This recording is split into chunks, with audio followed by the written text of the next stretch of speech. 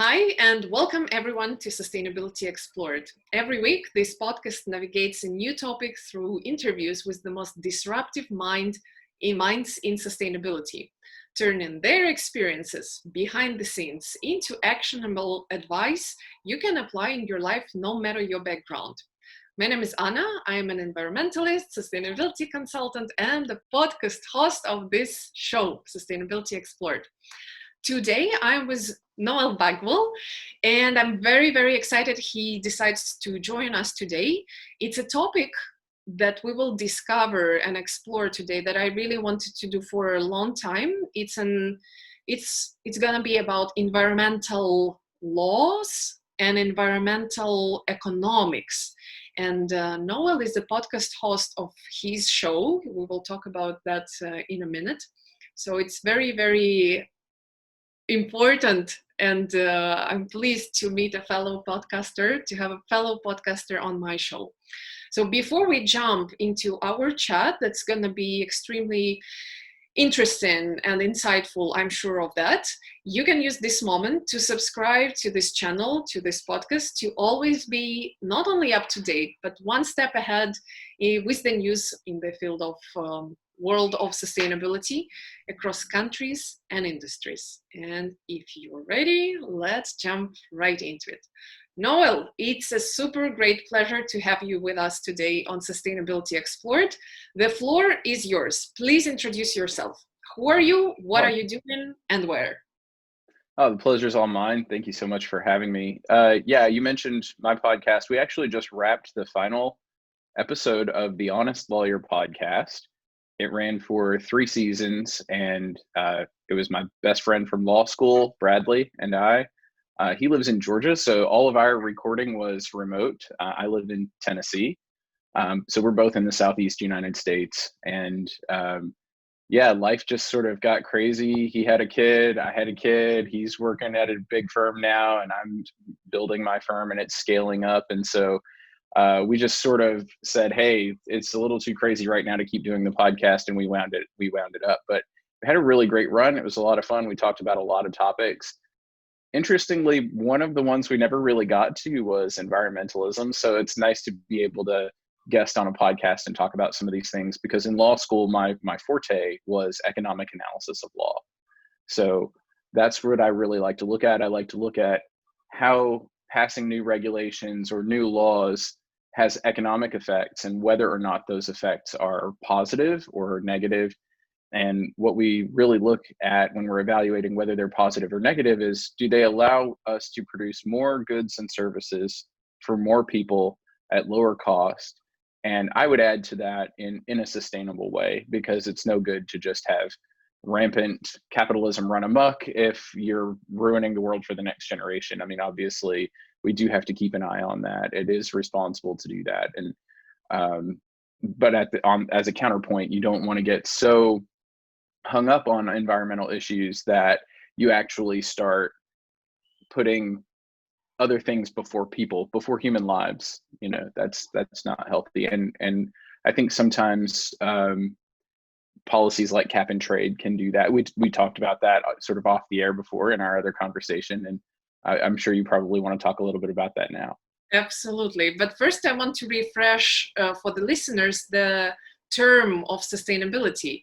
It's a mixture of 3 pillars, of 3 big blocks. It's people, planet, and prosperity. Some people call it profit. So economics, social part, and the pure environmental part.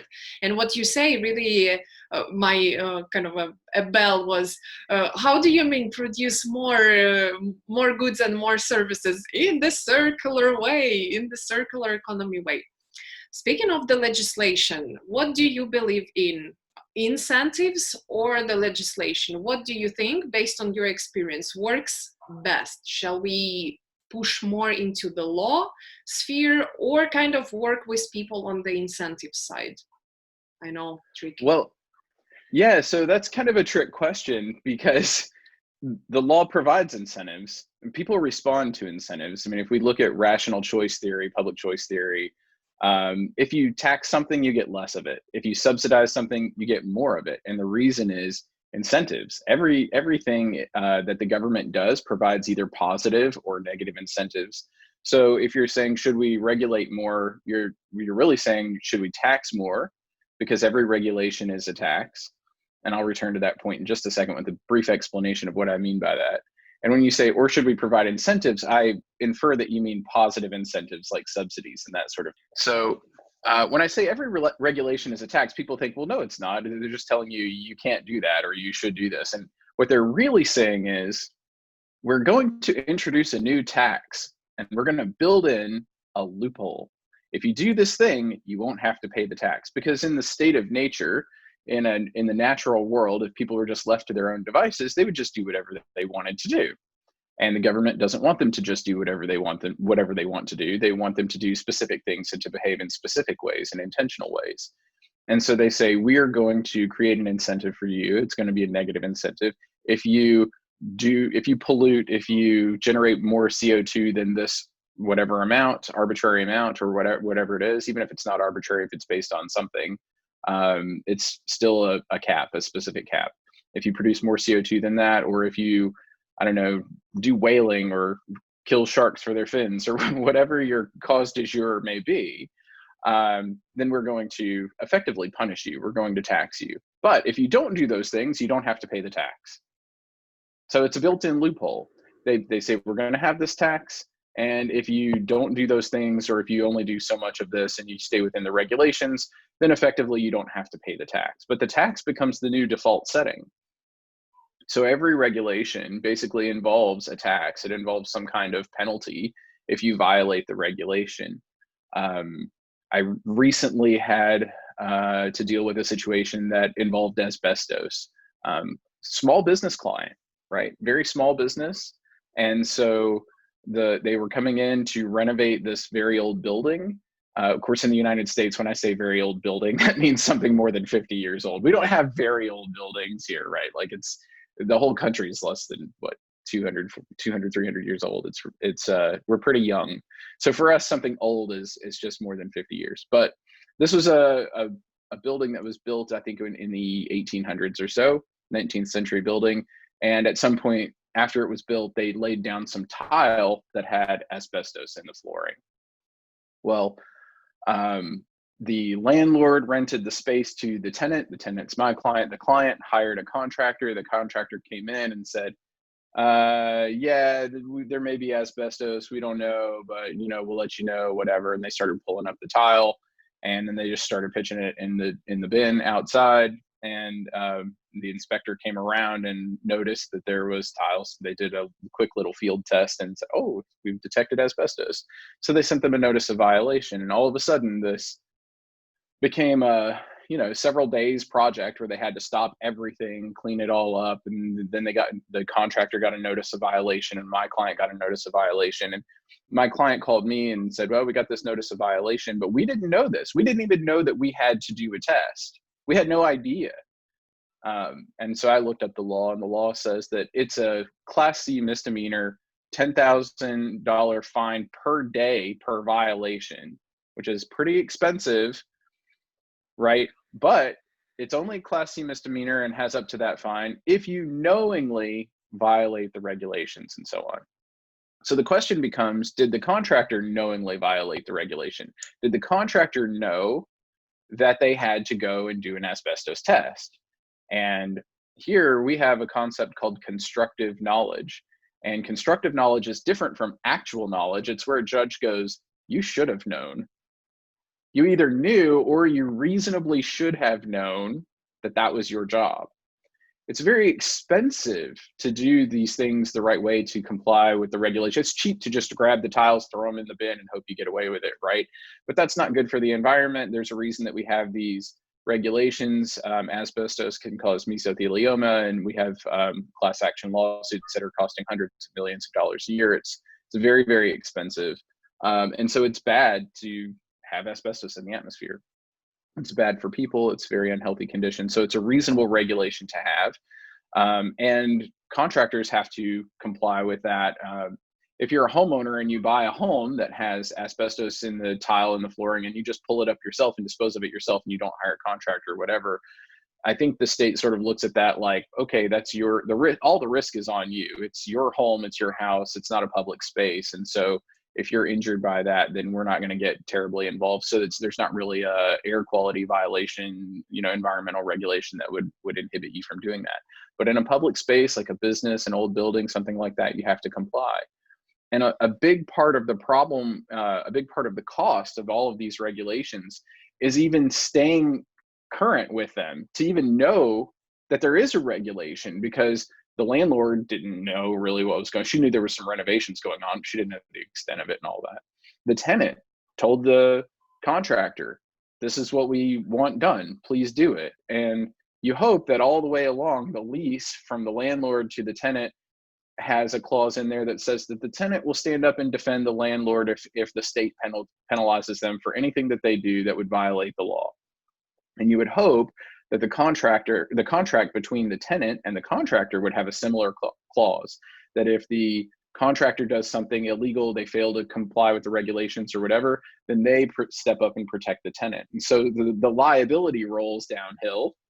And you would hope that the contractor would know their job, and they would either have the actual knowledge, which is best, or they would take responsibility for having the constructive knowledge that they had to comply with that regulation. But in any event, it's going to be expensive for the contractor. They're going to need to have legal counsel to keep them apprised of the regulations that they have to comply with. And then if they don't comply, then obviously they're going to have to answer to the state whenever the regulations are enforced.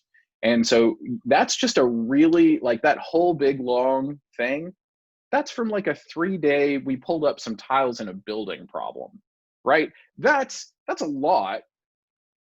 And you might think I'm making a mountain out of a molehill, right? But I'm really not. Like, it was a big thing, and $10,000 per day per violation is no small amount of money. It gets very expensive very fast, even for the smallest of things.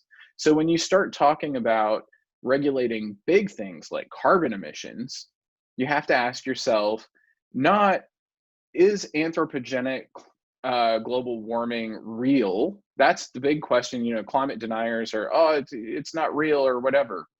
Or some of them will say, well, it's real, but it's the sun, it's the solar activity. Like, it's not anthropogenic. Global warming is real, but we're not the problem.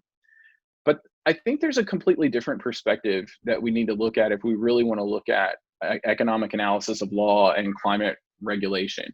It's, what would we have to do in order to get, for example, 1 degree of cooling, 1 Fahrenheit degree of cooling?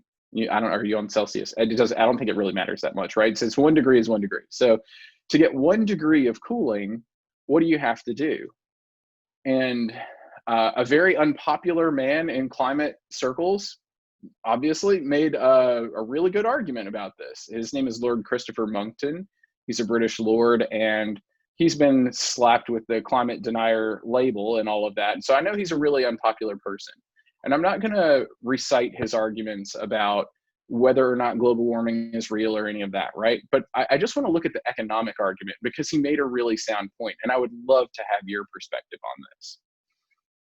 He said that there really isn't any point in doing anything to regulate carbon emissions, because we burn 30 billion tons of CO2 worldwide. So this is his math, right? He put it on a big chalkboard. There's a YouTube clip of the whole thing. You can go and look it up. 30 billion tons a year of CO2 worldwide. And that's the equivalent of 2 particles per million per year in the atmosphere.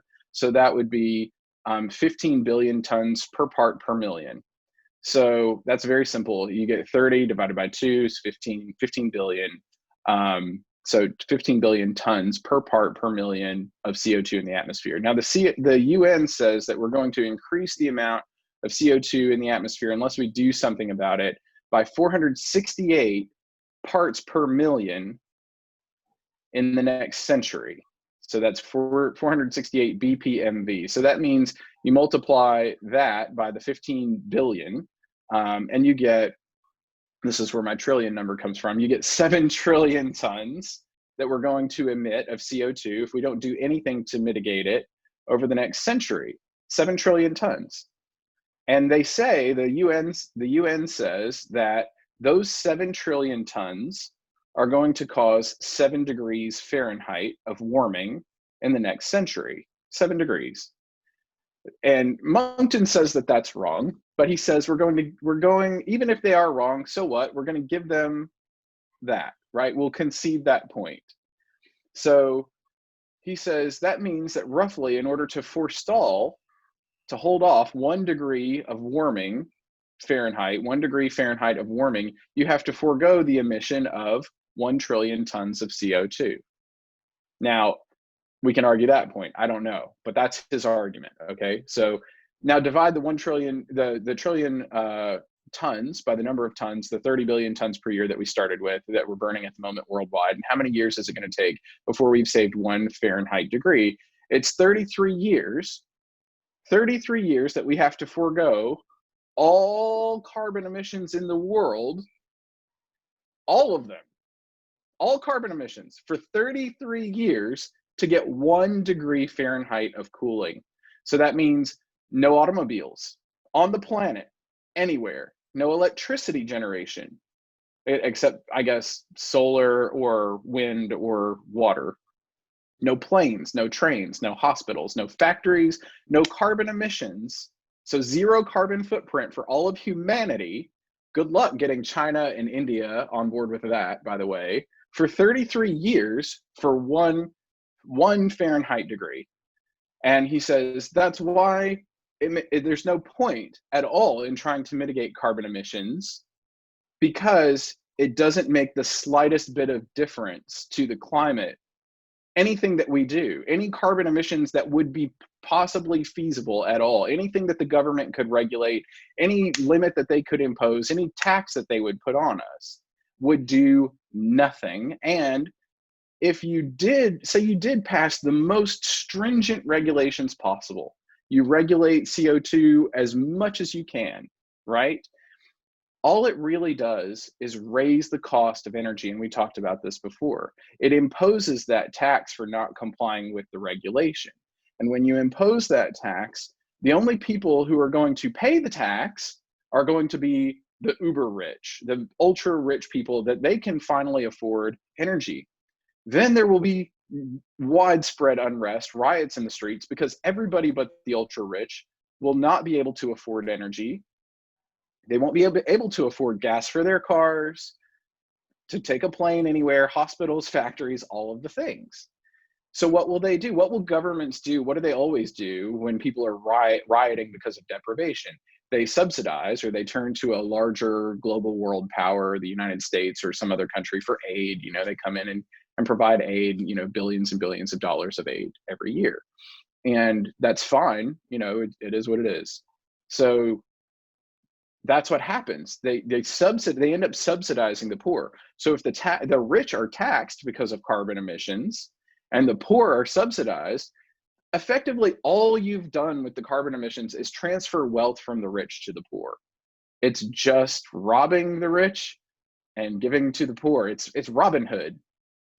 Robin Hood, I see it slightly differently. First, I wanted to comment, to insert a little comment. There, COVID-19 enters the stage, and suddenly you don't have airplanes anymore, which leads me to, I don't know, a little bit of a philosophical thought. Nature always regulates itself, and nature is very adaptable. The question with the climate change is whether we will be here surviving through it. The planet will exist, no problem. I mean, different species of animals and different species of trees and flora and fauna and so on. But something tells me, and I did an episode on the Amazon rainforest with Danny Blue. At the end, I gave a kind of a big piece of the report on how the land use change triggers the pandemics. It has already happened in Indonesia. And again, it goes, to simplify, a bat ate a fruit. The fruit fell on the ground. The pig picked it up. Someone ate the pig meat, so the pork, and there something started. And then I also read it in the media that I follow called Monga Bay, purely environmental kind of a media outlet. the nature finds a way to balance itself out. Either it throws as a new pandemic, which again the scientists say we will have more and more of in the upcoming years. Another thing is, yeah, I really am not a big believer in the crime and punishment sequence, and this is what the tax is. But I fully disagree with Robin Hood. I believe I see that poor are getting poorer and the rich are getting richer simply because they can afford the tax. The poorer cannot afford, therefore they don't use whatever the product or service is. And this is another thing that this pandemic is showing us, is that the gap between, Jeff Bezos just became the richest planet on Earth, while the rest of the globe is what, 25% unemployed right now? Well, sure. But what you're seeing there is a delay in the chronology, because yes, as I said, the people who are going to be able to afford energy are the rich. But it's going to take a while before there's enough unrest to trigger the government coming in and regulating in a sort of Robin Hood way with the subsidies for the poor. It has to get really bad before that's going to happen, because otherwise you're not going to have the political will to do this. And there's a wonderful book, I think it was written in the late 50s by a man named Eric Hoffer, called The True Believer. And Hoffer wrote, he actually won the Presidential Medal of Freedom from Ronald Reagan gave him the Medal of Freedom. He's like a blue collar philosopher guy, kind of a hero of mine, because I love him because he doesn't have the sort of academic, wonky, I don't know, elitist ivory tower perspective. He was a real guy. He was like really nitty gritty, very authentic as philosophers go, right? And he wrote about how mass movements rise and how they really don't come from the poor because they're too beat down to really do anything. They don't come from the rich because they're living high on the hog. They come from the disgruntled middle class who feel like they've lost something. And that's where mass movements come. And what you're seeing, at least in the United States, and I think this is true in first world countries around the world, is you are seeing greater wealth disparity. You are seeing the rich getting richer, and to a certain degree, the poor getting poorer. Although in first world countries, the poor have never had it so good. Like if you're in the United States and you're in poverty, you're still among the top 2% wealthiest people on planet Earth, right? Our poor people do really well. The only ones who don't do really well, I mean, relative to poor people in other parts of the world, and I've been to some rough places around the world.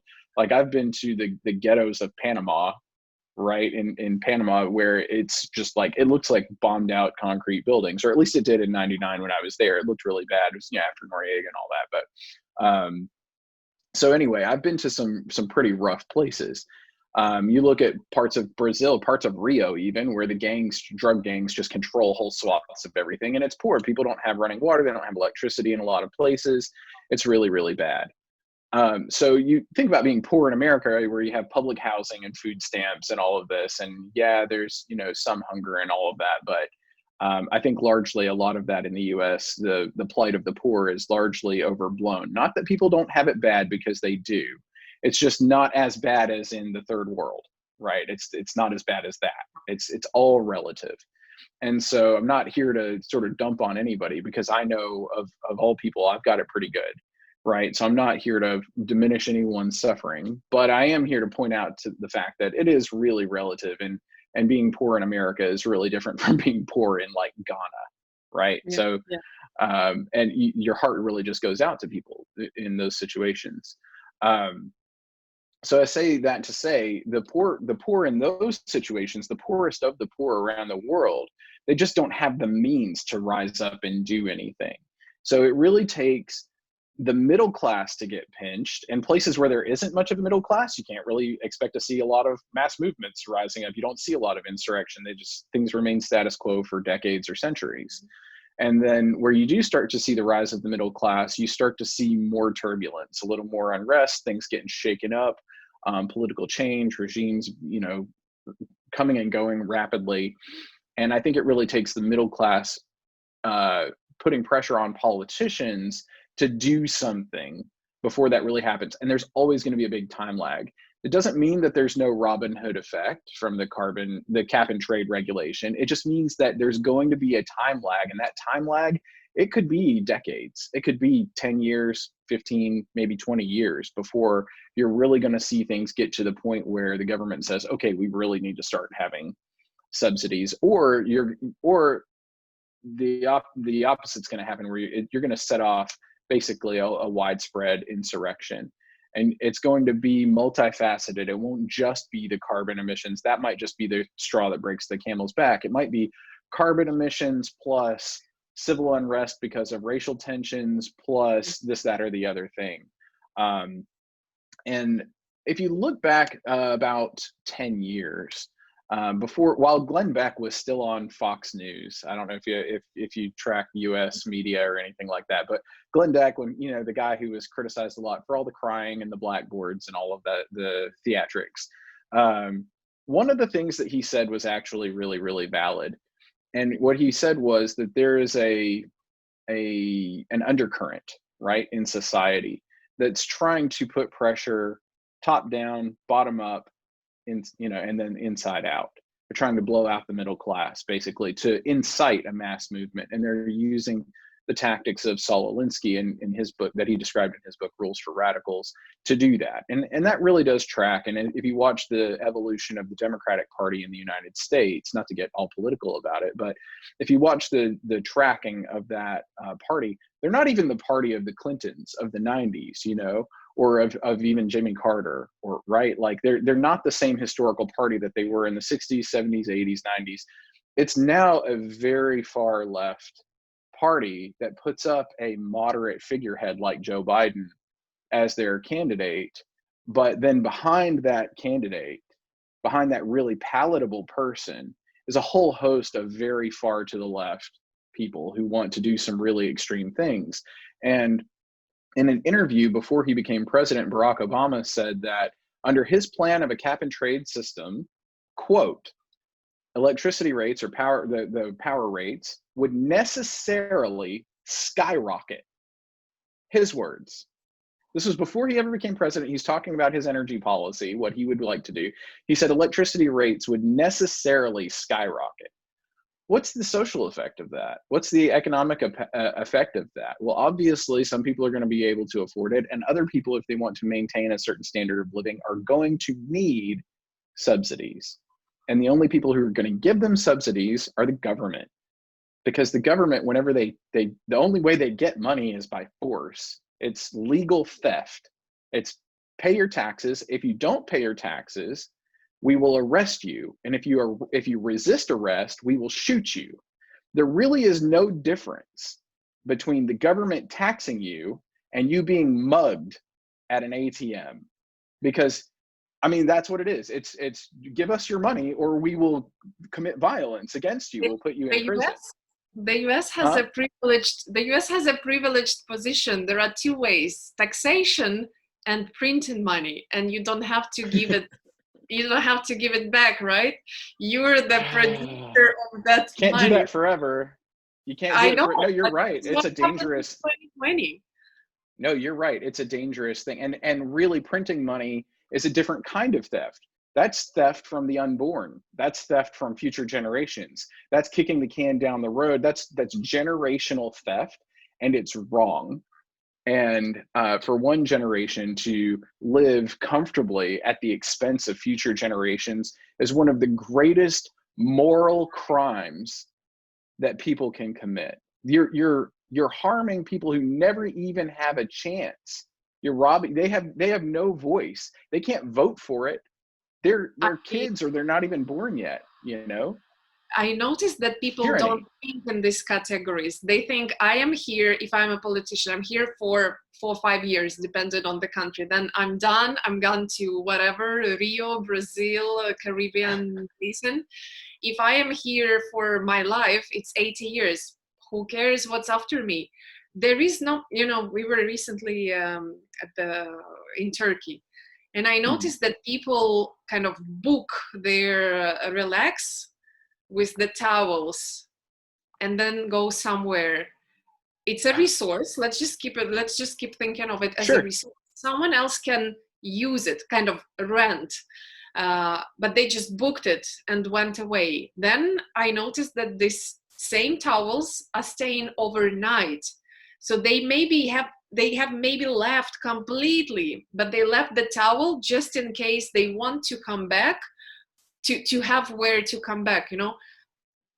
And when you say, no, there is enough resource for everyone, I just want to spend, like, I don't know, an hour and a half, 2 hours by the pool, and I will pick up my stuff and leave the spot for someone else who might also want to enjoy the sun and the pool a little bit. People don't think in those categories. They see that one person did it, and I am the only stupid who will suffer all the time because I don't follow the same behavior. So no, by the end of Well, my it's not stupid, it's respectful. it's I don't. disrespectful, unethical, and this is No, how I mean people. you're not stupid for not doing that. You're being respectful of other people. You're saying if Well, I'm I'm not not. going I've to use it, never I'm not going enjoyed to the reserve pool. it. I've never enjoyed the Huh? pool. I've never enjoyed Oh, the. I mean, I never enjoyed the chaise longue. I yeah, had to leave my stuff on the floor, swim a little bit, and get the out. yeah. Well, yeah. Early bird gets the worm, I guess. But what sucks is when the early bird just sort of kills the worm and lets it dry in the sun and doesn't even eat it. That's the way. That's the waste, and that's the analogy.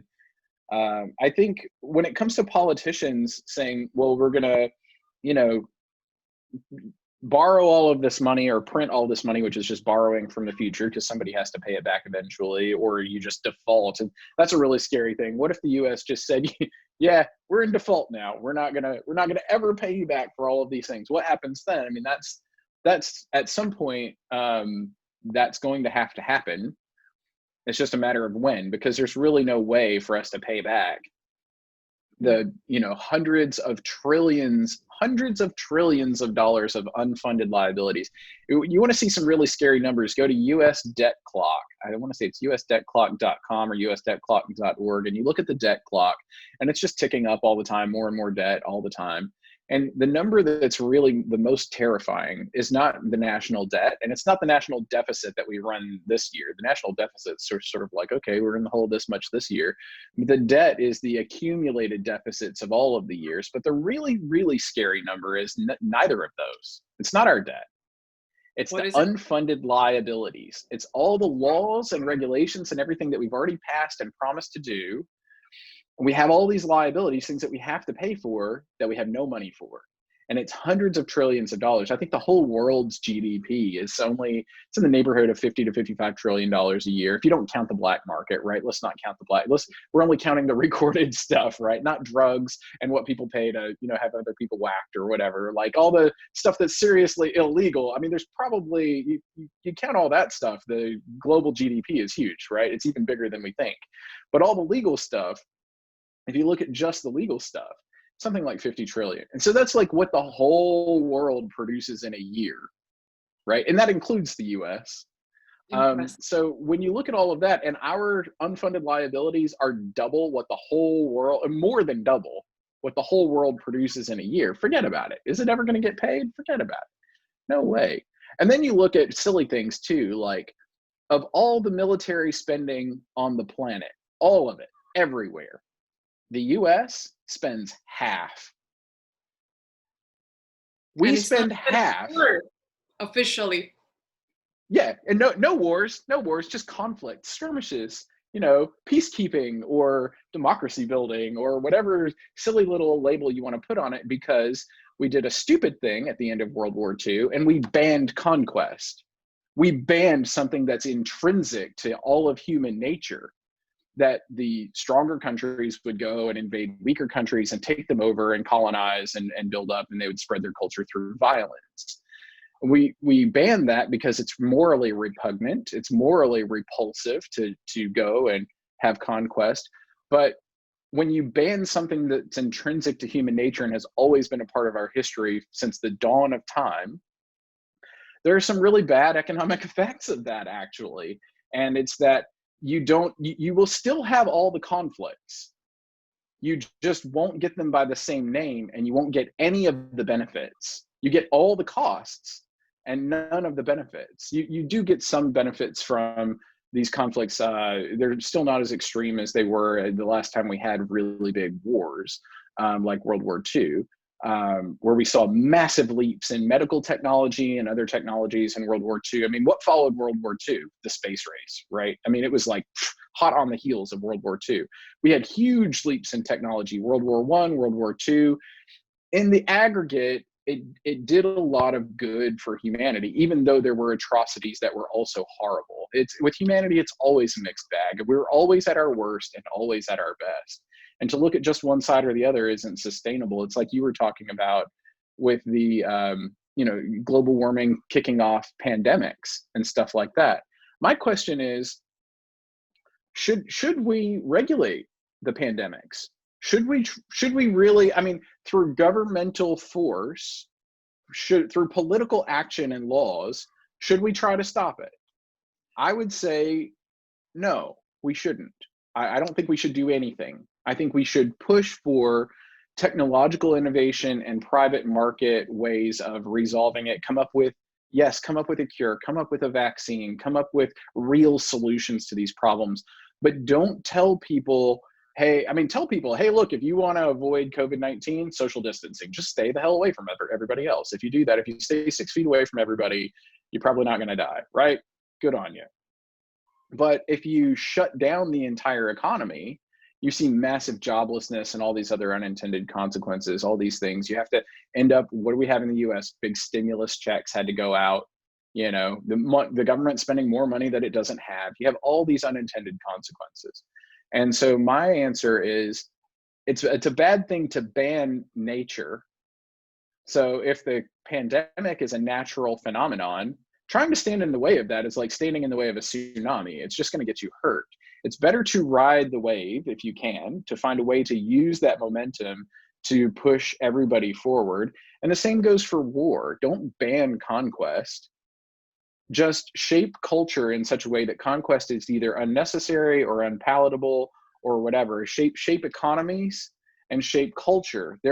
I think of Sid Meier's Civilization, this video game, the Sid Meier's Civilization. It's a civilization simulator, right? It's really good. And there are several different ways to win the game. And I think this is a really, really good analogy for sustainability in your podcast, right? So you can win by conquest, which is use your military to just go and you conquer everyone and you plant your flag in everybody's country and you win. Or you can have a cultural victory, where, there still are these political subdivisions and everything, but that really becomes more of an administrative efficiency matter, because we all really have the brotherhood of man. We are all speaking the same language. We all have the same cultural values. We have the same blah, blah, blah, blah, right? All the way down. So we're all sort of holding hands together. Nobody's going to kick off a war, because it would be like fighting your brother or your cousin or whatever. And that really is, I think, morally and philosophically, from a religious standpoint, whatever, probably the best of all possible worlds. It's very kumbaya, yay, right? There's also the technological victory. Get the hell out, right? Like, go colonize other planets, seed humanity to the far reaches of space, so that no matter who takes over one little pocket of humanity, nobody controls us all. It's sort of the Frank Herbert Dune perspective on, freedom generally, freedom, yay. And I think there's probably there's also the economic victory, where you link everybody's economies together so that it will make you poorer to go fight somebody else, right? Like, if you go to war against this person, all the other countries just simultaneously refuse to trade with you. They insulate you, and then your regime crumbles in on itself, like North Korea or Iran or whatever, right? We just have all these sanctions and we just cripple your economy. The problem with doing that in today's global economy is we have cheaters. We have people who will see opportunities and they'll say, oh, this country is, they're under sanctions. Now's a great time to sell to them because we can do it at higher prices. Right. So if it weren't for all the cheaters, then sanctions would work and all of that. What we've tried to do with the United Nations and sort of all the international law regime after World War II is make conquest illegal and chain all our economies together. So we have this sort of hodgepodge response of, we're going to ban war. And there are lots of holes in the system because it doesn't really work. We weren't all on the same page. It's sort of everybody has to do it together or it's not going to work, because you'll have cheaters.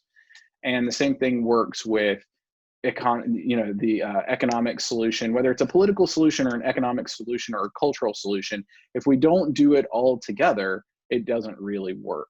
And so if it doesn't really work, then the question sort of bounces back to, well, should we have conquest? Is that good? And as much as colonialism is hated, it did some good. Like, Mhm. you've got some Indian thinkers now, people in India, who are starting to ask questions like, are we better off now because the British came and colonized us than we would have been if they never had? Yes, some of the things they did were horrible. Yes, it was tyranny. Yes, it was all these bad things, right? But were there some benefits? And was it a net positive?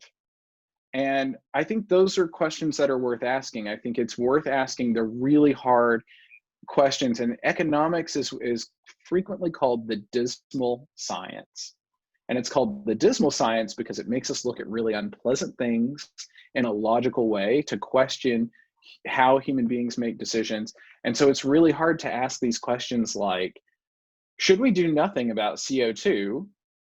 Because it really, CO2 regulation doesn't really do anything but it just moves the economic resources around the board. It doesn't really do anything to stop global warming. Should we do nothing to stop war, except, fight defensive wars? Yes, you should defend yourself and all of that. And then just sort of let the chips fall where they may. Let colonialism happen until humanity either pushes itself to extinction, in which case the planet will continue on without us and life will continue on without us. And we just sort of reach the end of our merits in the universe. That's okay. Everything, all good things come to an end. So is that the way we go? Or should we do nothing about pandemics? Sometimes doing nothing is the hardest thing, but a lot of times it's the right thing, because it's the thing that lets humanity ride the tsunami, ride these trends, ride whatever it is. And it ultimately leaves us, I think, with a more sustainable world. The whole world's capacity for humanity is about 9 or 10 billion people. We're at 7. And I think we're overdue for a hard reset. Now, that doesn't mean that I'm a misanthrope, and it doesn't mean that I hate humanity. It certainly doesn't mean that I want to see widespread suffering, deprivation, death. I don't want to see any of those things. I love my fellow man just as much as everybody else. But at the same time, we sort of do create a lot of our own problems, don't we? And to try to stand in the way of the consequences of those problems just perpetuates the problem. I think if we really want to build a sustainable future, we have to start letting ourselves feel the consequences of our actions, or sadly, the actions of our forebears. I just wrote an article on the great wealth transfer. It's a $30 trillion wealth transfer. It's the biggest wealth transfer in human history. It's from the baby boomers, the generation born between 1944 and 1964. The baby boomers, after the end of World War II, everyone came back and had a bunch of babies, right? And the baby boomers are, over the next 22 years or so, they're going to start retiring and expiring. And as they expire, they're passing on as inheritance some of their wealth. In the US, they control 70% of all disposable wealth, of all disposable income. 70% concentrated in the hands of a single generation, more than anybody else. But they've left the world a mess. What is the role of the government? I think the role of the government, and there's a great book called Common Sense Economics by Dr. James Gwartney. You can get it through Amazon. There are half a dozen other economists who are authors as well, but Dr. James Gwartney is the lead author, Gwartney, Gwartney. And he outlines, or the economists who wrote that book, and it's very readable, very easy, accessible English. It may be in other languages as well by now, but you can buy it on Amazon, and I'm sure it'll tell you if it's available in your language. I know this podcast is in 96 countries around the world. You're phenomenally successful. It's great. But they actually will do a better job than I would have of diving in at a great level of detail to what the role of good government is. But I think you can sum it up really briefly by just saying it's to protect people's lives from imminent death or bodily injury.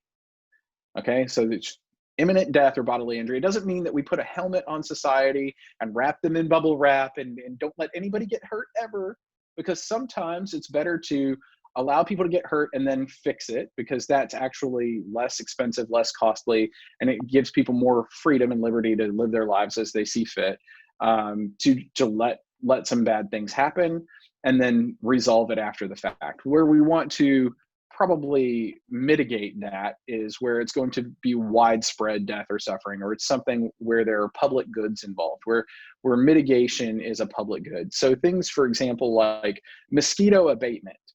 The cost of mosquito abatement, then thereby curbing the spread of diseases like malaria, the cost of that can't really be isolated and to the people who receive the benefits. And that's the very definition of a public good. Something is a public good if we all benefit from it equally, and you can't really charge the people who benefit for it the cost of that benefit. So mosquito abatement sort of benefits everyone in the area, so it makes sense to tax for that. Let the government do things like that. But like public transportation, it's not impossible. It's not impossible to charge the people who benefit directly from that.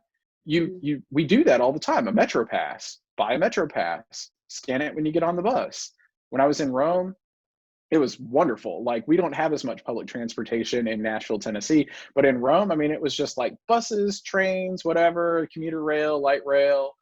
It's wonderful. Some cities here, like New York, Seattle, LA, they have public transportation systems, good infrastructure and all of that, but it's not ubiquitous here.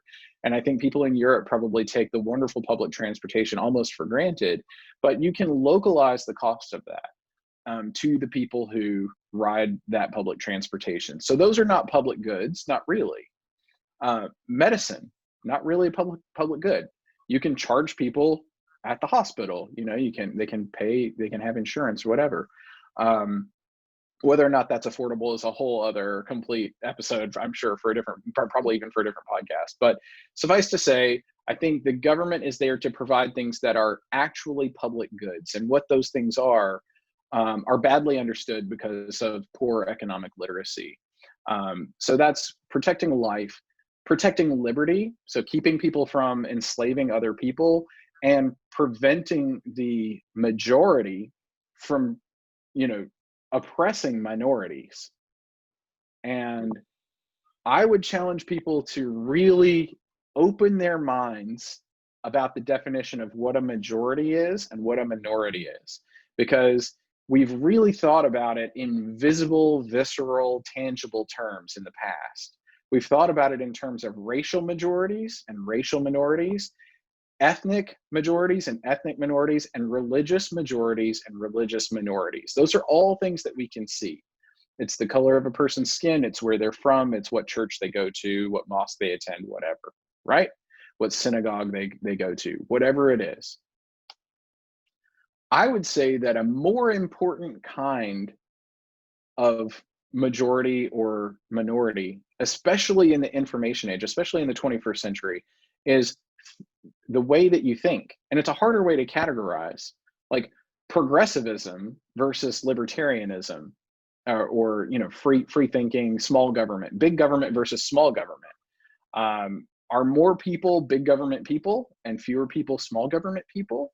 So do we have a majority who are big government people, like basically committing tyranny and doing, oppressing the small government people? And is that good? Is that just as wrong as an ethnic group, a majority ethnic group, tyrannizing? Is that even a word, tyrannizing? But oppressing a smaller, a minority ethnic group.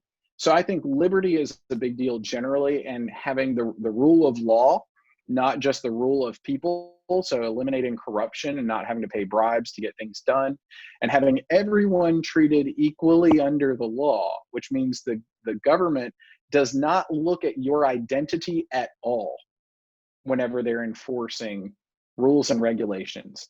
All laws should be identity agnostic, which means you really shouldn't have any kind of diversity regulation or diversity legislation, because all of that is bound up with identity politics. Just like our tax code really should not treat married people and single people differently. It doesn't make any sense. That's an identity question. Who are you? What are you doing? We're adjusting your incentives based on whether or not you're married.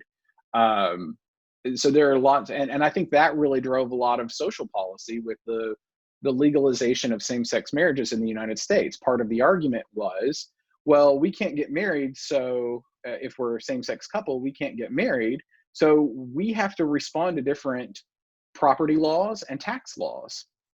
We're not treated equally under the law. And so they were able to use that argument to say our relationships should be recognized as legal marriages so that we can be treated equally under the law.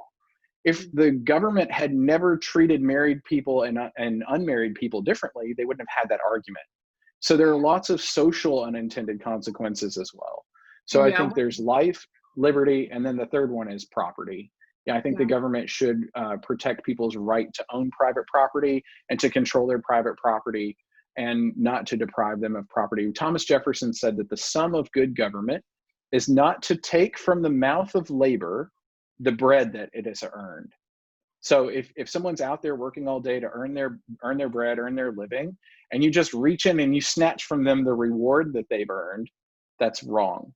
And the government shouldn't do that any more than private people should do that. One last question, but a big one. Based on your experience and knowledge, and back to the sustainability umbrella, what's the best political regime for sustainability? The best political regime for sustainability. I don't think that, okay, Gary Becker, famous Nobel Prize winning economist, Gary Becker said that the government does nothing well and most things poorly. The government does nothing well, most things badly, to paraphrase him. It's not just that they don't excel, it's that they actually make it worse, right? Like if you give the government something, you can expect that it's going to be bad. Government-run hospitals, are they better than private hospitals? You tell me. Government-run public transportation versus privately operated, or more privately, like maybe the government subsidizes it a little bit, but they contract with private people to actually operate the public transportation network or system or whatever. Are those privately run enterprises better? Do people have more of an incentive to provide something of higher quality, more goods and services to more people at lower cost?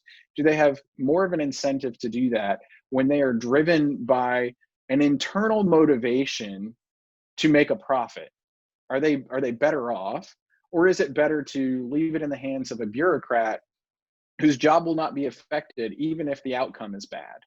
So I would say that trying to answer the question, which political regime is really saying which is the least bad option, which is the least objectionable response. And I would say that as political systems go, the smallest one that can still do the job is the right answer. And if you look at the World Economic Freedom Index, it's, we track this. Which countries are the most economically free, give people the most control over their property and stuff. Those countries tend to do the best. They tend to have higher quality of living. There are a couple of exceptions, but a lot of those exceptions, when you start to look at them, they have cultural advantages and they have other advantages. So that really goes back my response, trying to quantify your answer as a political answer. It's not really possible, because I don't think that humanity really wins the sustainability game by just looking at one type of solution, like a political solution. I think we need a holistic perspective. I think you have to look at having the political piece right and understanding that if you have the political piece right, but you have the cultural piece wrong and the economic piece wrong and the military piece wrong, you've got all these other pieces wrong, and things go sideways, it doesn't mean that you don't have the right political system. That's like trying to use a hammer for every construction job, right? It's not going to help you turn a screw, at least not efficiently. It's not going to help you dig a hole very efficiently. Using a hammer for everything just makes you look stupid, like you don't know what you're doing, right? When it comes to driving a nail, please, by all means, use a hammer. right? That's good. Let's use the right tool for the right job. But we can't use the hammer for everything, just like we can't use a political system to solve every problem. And people who only think in terms of politics and power structures are trying to use one tool to solve all their problems, and it's overly simplistic. It's a hallmark of bad thinking, bad logic, bad reasoning. If someone's doing that, they're probably not firing on all cylinders. They don't have the mental resources or the perspective that it takes to really present real solutions, because the real solutions are political and cultural and economic, and yes, military. I mean, we do have to protect ourselves. Every nation has to protect themselves, and even if you eliminated all governments and all nationalism and you had a one world government, to think that there would never need to be a military is just ridiculous, right? You would still need to have military power, because from time to time, it's human nature that some people are going to think, well, I'm not happy with the system. So that Eric Hoffer's philosophy would still be relevant, because you're still going to have some people who are disenfranchised, or they feel like they're outside the system, or they feel like this thing is wrong or that thing is wrong. So they're going to rise up, and you're going to have to put down a rebellion. You're still going to need a military for some purpose. And you're going to really need all four of those dimensions of human systems to really create a sustainable, holistic solution. You need the political, you need the economic, you need the cultural, and you need the military. And they all have to be in harmony with each other. To answer your question with a satisfactory answer, I would say, and I use this word, I know this is a loaded word in international conversations, but I mean this in the United States way of thinking about it, right? I think a libertarian government is the right answer. Internationally, I know that the word libertarian means anarchist, but that's not what I mean at all. I don't mean anarchist. I mean the minimum effective dose to protect life, liberty, and property. So probably a better, for an international audience, a better term might be the small government minimum effective dose response. That requires term limits for politicians. It requires a strong constitutional government to keep the national government in order. And it means understanding at a philosophical level that if you can solve a problem at the local level, you don't bubble it up to the regional level. It stays local. Local issues stay local, and they're decided at the local level. Even if people in other localities look at that local situation and they say, you guys made the wrong call, mind your business. Mind your own business. Stay out of our, like, we're over here, we'll solve our problems, you solve your problems, and you shut up about it. And then at a regional level, if it can't be solved at the local level, let the regional people take a crack at it. And if they can solve it, great, good on them. If they can't, then bubble it up maybe to the national level or a super regional level. If you're in a really large country like Russia or China, you look at the map, like they span massive regions. Something that affects everyone at a national level, it's going to be more like it's going to be more heavy-handed, right? And the right solution for one part of your country might be the wrong solution for another part of your country. So it's really better, like the United States, part of what our secret sauce is and what makes us great is we have 50 different states that are united. They're United States, and the way it was up until we passed the 17th Amendment and sort of deprived individual states of their voice in the federal government, which happened about 100 years ago under President Woodrow Wilson. Before that happened, we had 50 states that all had a voice in the federal government, and they spoke in the federal government through their senators. That's why we have two houses of government. We have the House of Representatives, popularly elected. They represent the people as such. And then the senators were there to represent the states as states in the federal government. And James Madison wrote, one of the father of our Constitution, wrote in the Federalist Papers that we never really had to worry about a runaway federal government, the federal government just taking control of everything, because the states would keep the federal government in check. But then when we passed the 17th Amendment, we robbed the states of their ability to do that. So now everyone's looking to the federal government to solve all the problems, and that's never the way it was designed. What made us strong was we had 50 different independent states, and if one of them failed or was having a problem, you could localize that failure to that state, and the impact on everybody else was mitigated. So you could then rely on our culture, and private relief to go in and solve those problems. Last little anecdote, you might say, well, what about when you do have a problem and it is a big issue that sort of affects everyone else? There was a president named Grover Cleveland, and Grover Cleveland received a bill that passed both houses of Congress, and it went across the president's desk. So here we have spending bills. They have to originate in the House, where that represents all the people as people. Then they have to pass the Senate, basically get the state's approval on it, right? And then it goes to the president, who can veto the whole thing or not. And he has the authority to either sign it into law and then it becomes a law, and his job is to carry out the law, or he can veto it and it dies. And there was a really, really bad drought in the breadbasket of the United States, and lots of farmers, they lost everything. The drought killed everything. They didn't have the money to buy seeds. So this was again early 19th century. So $100,000 back then was like millions of dollars now, right? Congress passed $100,000 of new spending subsidies to go to farmers to buy seeds so that they could restore their crops, so that the nation would not starve, would not go hungry. And this bill crossed President Cleveland's desk, and he vetoed it. Very unpopular, right? Like it would never happen today. Never happen today. But he vetoed it. And he said, I can see no reason, no authorization in the Constitution whatsoever that this bill should become a law. Because it is not the government's job to support the people. It's people's job to support the government.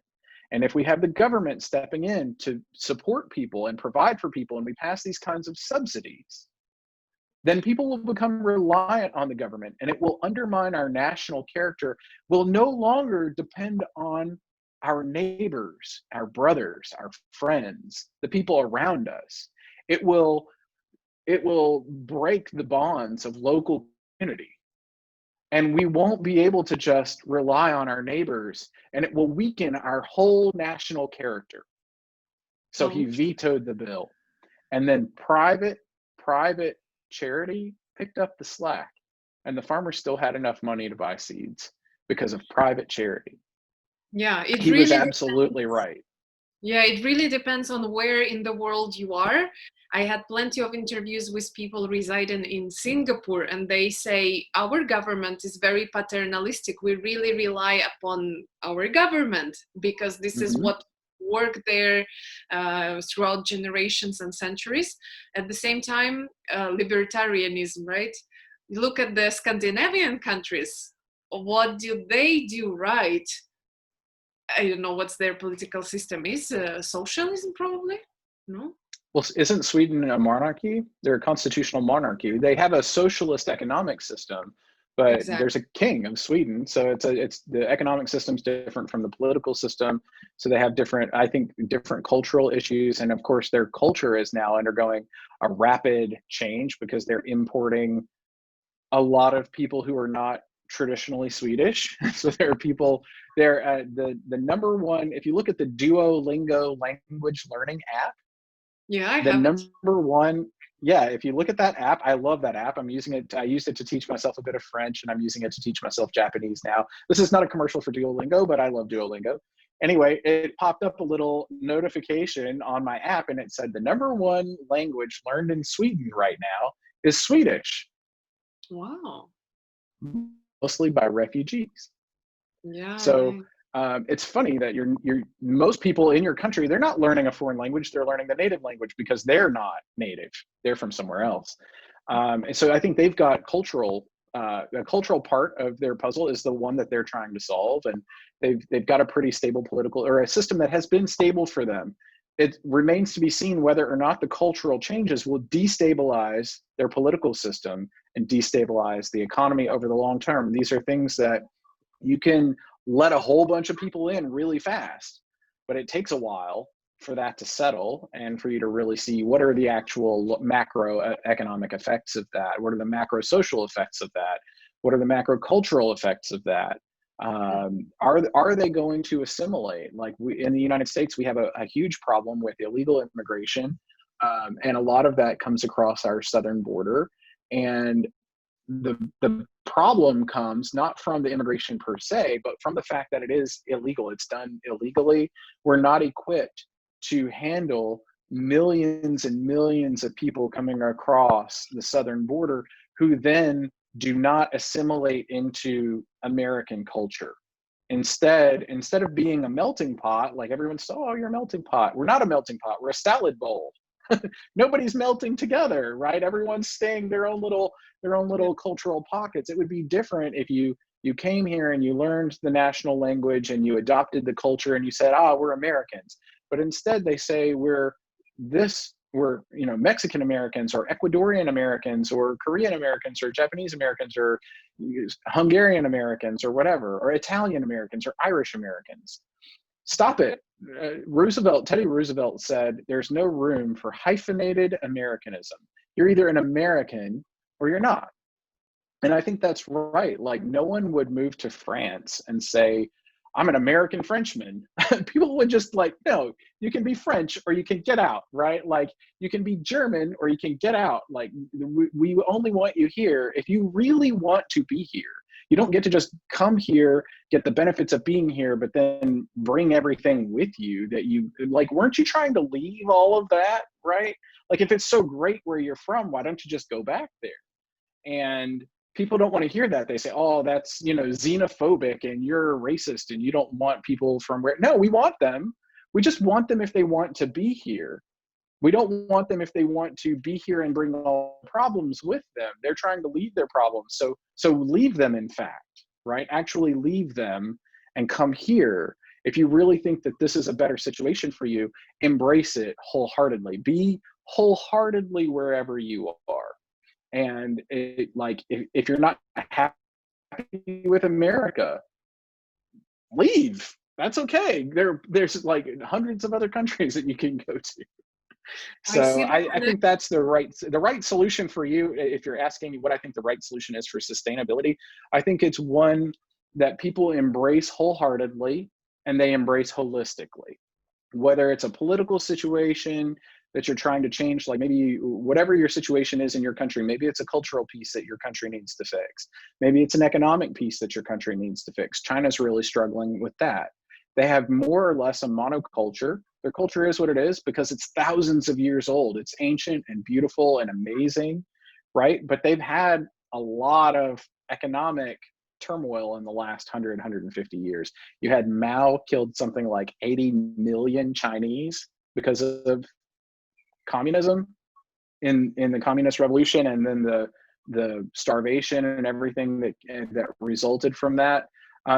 Kim Jong-il killed more people per capita in North Korea than even Mao did in China because of communism.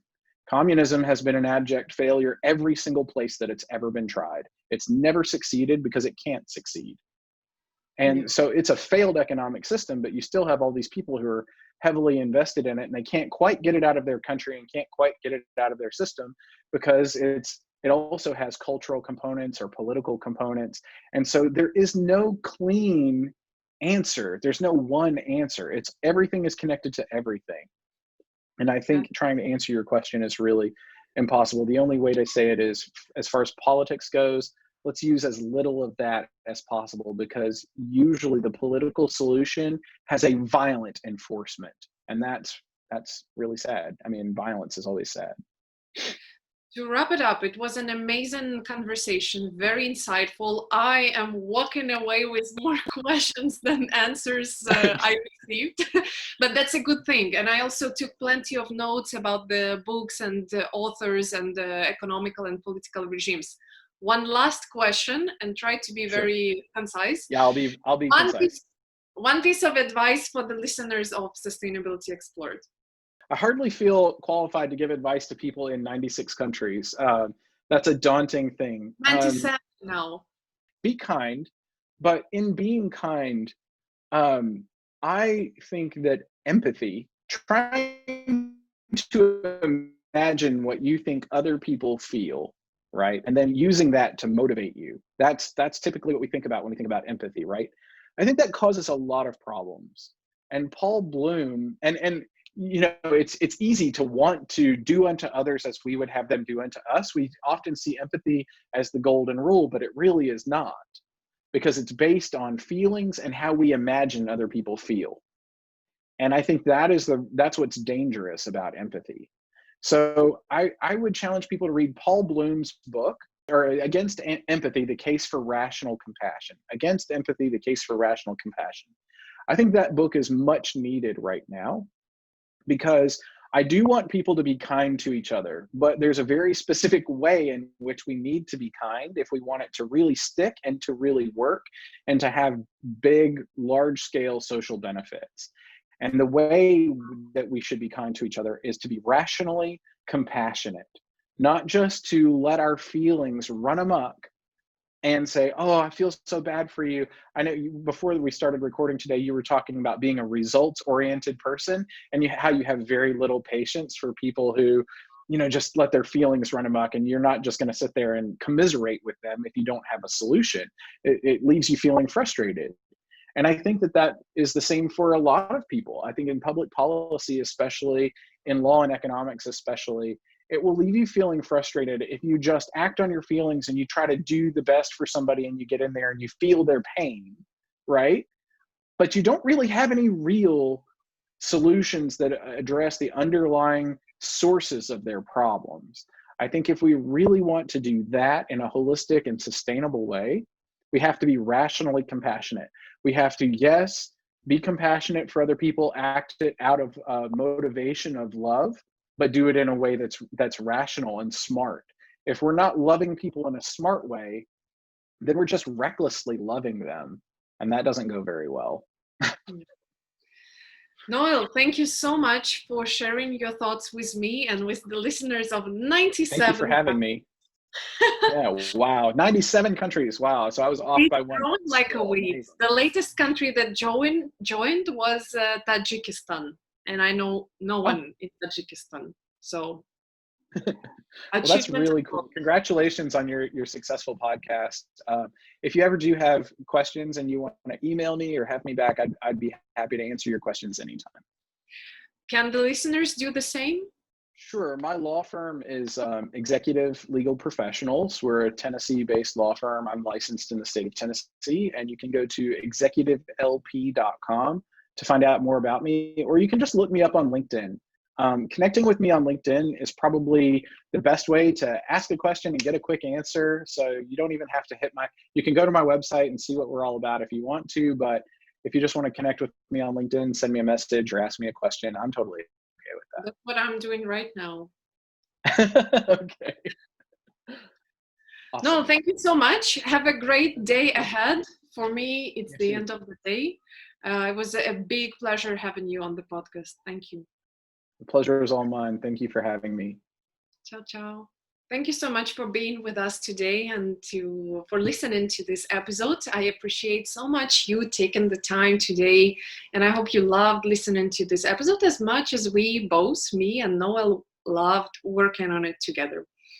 As always, if you have any questions for me or my guest, Noel Bagwell, don't hesitate to reach to both of us or either of us on LinkedIn. We're both easily findable and very approachable people.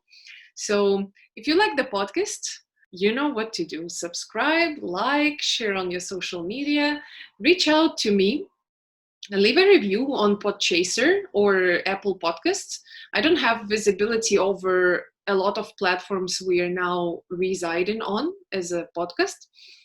But if you leave a review on our Podchaser page, I will reply to you in person, as I always do. That makes me very, very happy. We also have a YouTube channel, LinkedIn page, and a Facebook group where we can engage, interact, you can ask your questions. Again, there is me behind this podcast, no one else. So I really, really enjoy getting in touch with my listeners and guests and everyone around the topic of sustainability. I always suggest some other related episodes that have been issued earlier on the podcast. Right now, my thought goes to the episode I recorded in March, I think, in March, April 2020. It's called Saving the Amazon rainforest 1 acre at a time with Danny Blue. And there at the end, well, during the episode and very much so by the very end, I recite that report that I mentioned today on the land use and the changes in the land use that generate and trigger pandemics nowadays. Following the today's episode, this is something I can direct you to. Otherwise, there hasn't been many episodes or guests where we would cover economical or political systems or the best systems whatsoever for sustainability. So this one is a little bit unique in its kind. Overall, finally, reach out to me on LinkedIn. Challenge me with your questions, as always, anything that bugs you. Nominate yourself as a guest or someone else that you would like to see on my podcast. I will reach out and find a way to invite the guest to the podcast. This was Sustainability Explored, episode number 62, season 5, and me, your host, Anna Cheshina. Thank you so much again for listening, for being with us today and always. And until next time, next Thursday, take care, stay sustainable. Bye-bye.